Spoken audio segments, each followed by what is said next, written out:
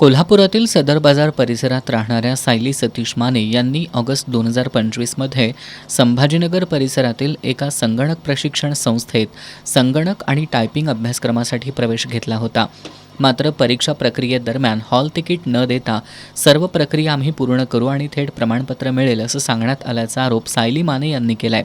वारंवार विचारणा करूनही संबंधित संस्थेनं प्रमाणपत्र द्यायला सुद्धा टाळाटाळ केल्यामुळं MPSC गट क परीक्षेसाठी अर्ज दाखल करता आला नसल्यानं आपलं नुकसान झाल्याचं माने यांनी सांगितलंय.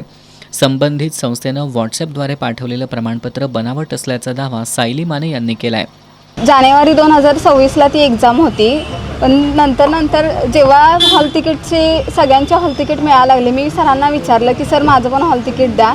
तेव्हा सरांनी मला सांगितलं की तुझ्या हॉल तिकीट म्हणजे फॉर्ममध्ये काही थोडीफार चूक झाली आहे आणि ती आमच्या लेवलने आम्ही मॅनेज करतो.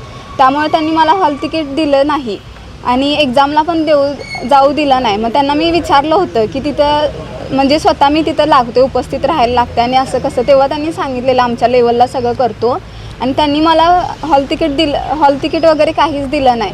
आणि जो रिझल्ट दिला आहे त्यांनी मला त्याची PDF फक्त दिले, त्यांनी म्हणजे मूळ ओरिजिनल आहे ते दिलेलंच नाही आहे. मग PDFची झेरॉक्स आहे ही.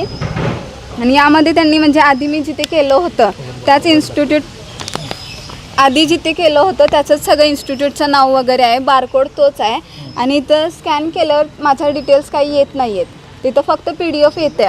आणि त्यांनी फक्त इथे एडिट केले, जानेवारी 2026 टाकलं आहे आणि इथं डेट त्यांनी फक्त आत्ताची टाकली आहे, असं त्यांनी केलं यामध्ये एडिट. संविधान सन्मान युवा प्रतिष्ठाननं शहर DYSP प्रिया पाटील यांना निवेदन सादर करत संबंधित संगणक प्रशिक्षण संस्थेची चौकशी करावी अशी मागणी केली आहे. कुमारी सायली माने ही कळंबा येथील कॉम्प्युटर इन्स्टिट्यूटमध्ये टायपिंगचा क्लास करत होती.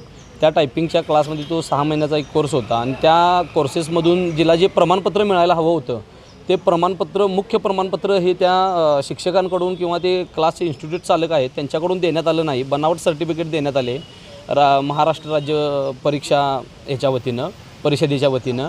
आणि त्या सर्टिफिकेटवर असणारा जो स्कॅनर आहे तो ज्यावेळी स्कॅन करतो आहे त्यावर कोणतीही डिटेल येत नाही. तिचं जे मूळचं जे सर्टिफिकेट होतं तेच सर्टिफिकेट एडिट करून देण्यात आलेलं आहे.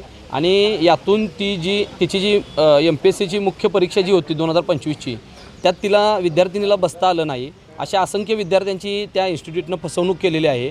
आणि आज सायली ही पुढाकार घेऊन धाडस दाखवून पुढं आलेली आहे. पण अनेकांच्या आपण बघतोय की TET परीक्षा, नीटची परीक्षा रद्द झाली म्हणून अनेकांनी आत्महत्या केलेल्या आहेत. तर तो कोणताही मार्ग न स्वीकारता सायलीनं पुढं येऊन अनेक विद्यार्थ्यांचं नुकसान भविष्यात होऊ नये यासाठी ती प्रयत्न केलेला आहे. आणि आम्ही संघटना म्हणून उपाधीक्षक प्रिया पाटील मॅडम यांना आम्ही निवेदन दिलेलं आहे की अशा इन्स्टिट्यूटवर योग्य ती कडक कारवाई करावी. अन्यथा भविष्यात विद्यार्थी संघटना असतील, संविधानप्रेमी असतील आणि आम्ही सर्वजण मिळून या ठिकाणी एक मोठं आंदोलन उभा करू जर अशा इन्स्टिट्यूटवर कारवाई नाही झाली तर.